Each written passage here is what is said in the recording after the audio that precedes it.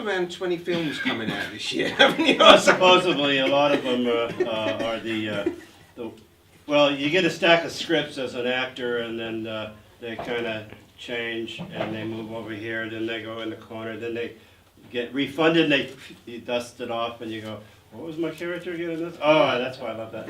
So yeah, it's an interesting business that we're in, because there's the business aspect, the artistic aspect, everybody coming together and telling a good story. I do have a wonderful short film called One Please. It's a 15-minute silent short that was produced and written and directed by Jesse Burke, who is an orthopedic surgeon out of Arkansas in the States.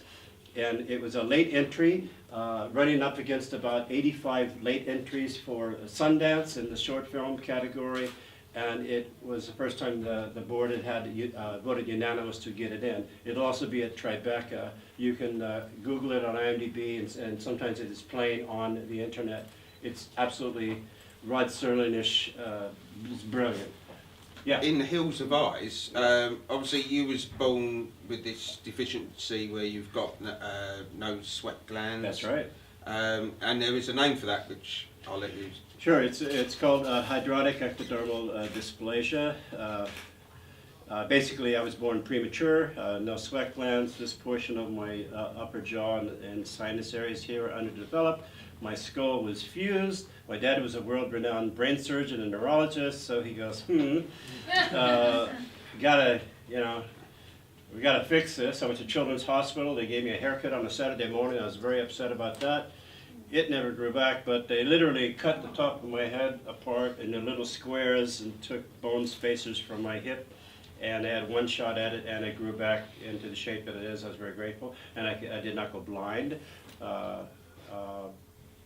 Can't perspire, can't dissipate body heat, had some other issues with the ends of my hands and fingers, but those are just things that we come into our life with, whatever they might be. So, some of our issues are not visual. And the ones that are usually more mental, that's usually expressed on our version of what I call C-SPAN. But that's a whole nother conversation, Congress. But I was very fortunate to get a good team of surgeons, and then my father, in his wisdom, would take me on house calls, and I would go to Children's Hospital, and I would visit other children with situations that were still perplexing to them.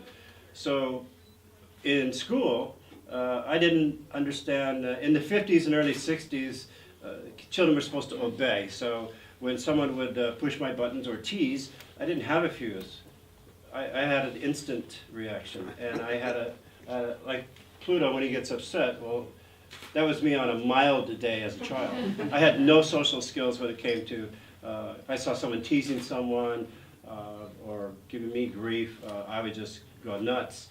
So I got in a lot of fights. I used to get in trouble a lot, but I knew that eventually, I knew they were wrong, number one. Number two, I also knew that there has to be a place of compassion and understanding where people can come together, because we're all in this together.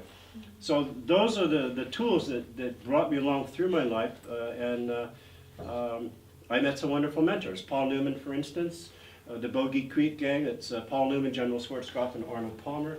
They started the philanthropic organization through his food products, and they reconstruct children's faces and skulls for free all across the United States, and other wonderful organizations like the Shriners and many others do it all over the world. And you support both of those as Absolutely. well? Yeah. Doctors Without Borders. So those are the things we're supposed to do, and that's why when I had the opportunity to get invited to do a film called Doc Savage with George Powell. Great movie. I said, I think I want to use my tools for scaring the crap out of people. Working with my favourite Tarzan there, Ron Ely, Doc Savage. God. Ron Ely was one of the nicest gentlemen.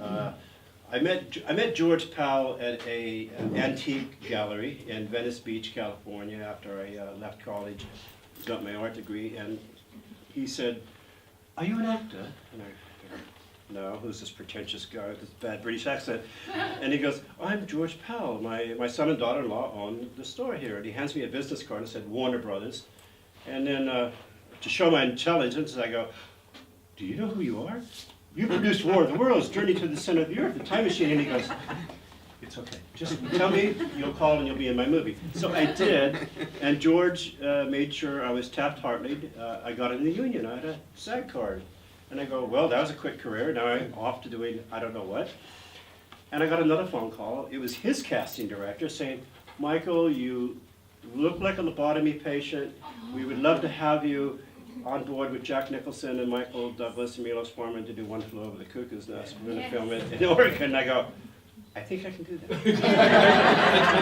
127 days later, on the set every day, 6 days a week, 12, 13, 14-hour days, even on my days off, because Milos did something fantastic. He brought me over to a Panavision camera, because I asked him, I said, I know art history, I know how to storytell, what do I need to know about the craft?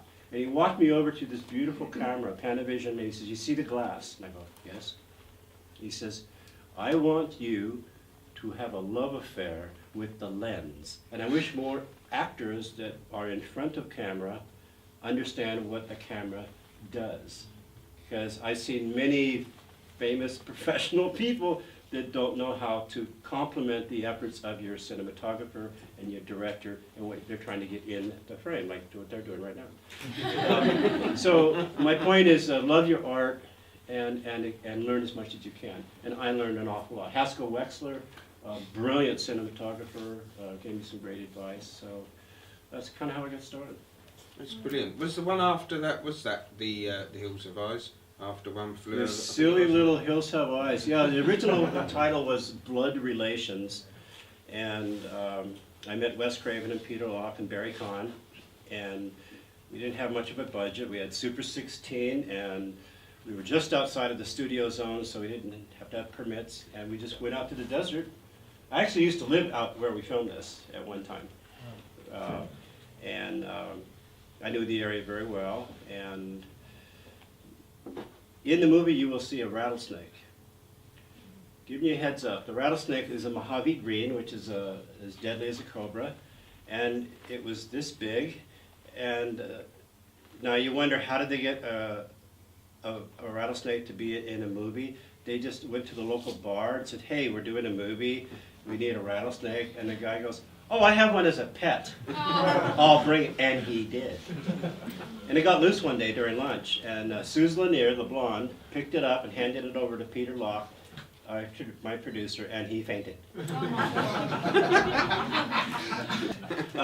We didn't think it would do what it did. We really didn't.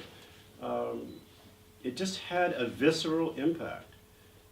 I wouldn't change a single frame.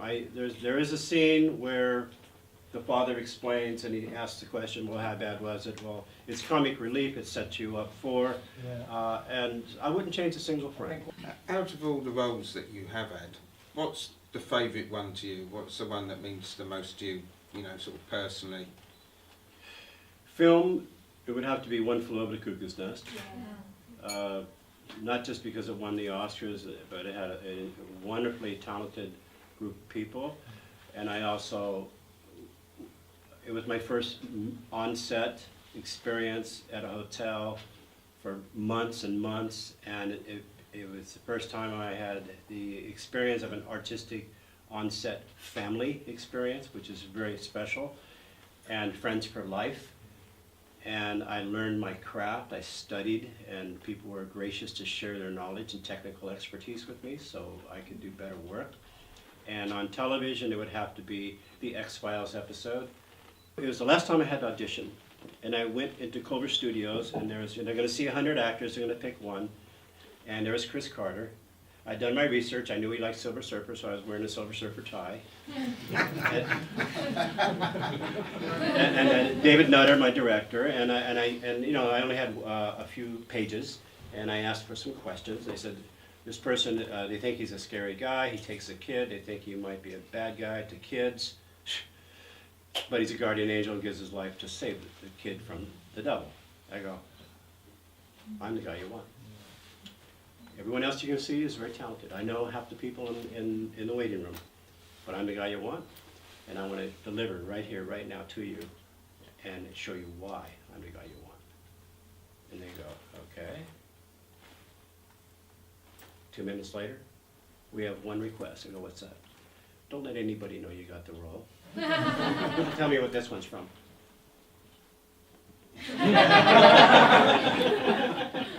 Music video. Molly Chris, welcome to the boys' room. Buy that man a cigar. When I got the call, my agent goes, an older agent, old school, white hair, Earl Flynn must. Hey kid, I got you a gig. Yes, Lou. Where am I going? Are you going to go to this high school? And it's a band, and you just have a lot of fun. Okay, you just have a lot of fun. Okay, I will. What's their name? Motley Crue. Motley Crue. Yeah, that's it. You go have fun, kid. I go, thanks. So I immediately called up a friend of mine who was a driver for an admiral at the Pentagon and a film historian. I go, Johnny, you're my designated driver. So I'm going to do a music video with Motley Crue. Leave the rest to your imagination. Next generation to be Captain Ricks. I went to pick my kids up from grammar school. When I left the set, I had just enough time to break the speed limit, pass a cop at 85 miles. I rolled up next to it because I called the school and I said, I'm picking them up, don't put them on the bus, because I want them to leave my makeup on and let all the kids go, that's your dad? You know. But then we went shopping, and I had a bag of stuff to get it all off, you know. So I'm blue with spots and a split all the way up here, and I'm rolling down the highway just north of LA and up to Palmdale. And I see a cop in front of me. I'm going, I'm either going to jail or it's going to be cool. I look in the mirror, look at me, and I go, oh, it's going to be cool. So I start rolling past him, and he's doing 5 over the speed limit, and I'm rolling past him. And he gives me the dirtiest, how dare you look. And I look at him, and I do this. I'm late. My ship.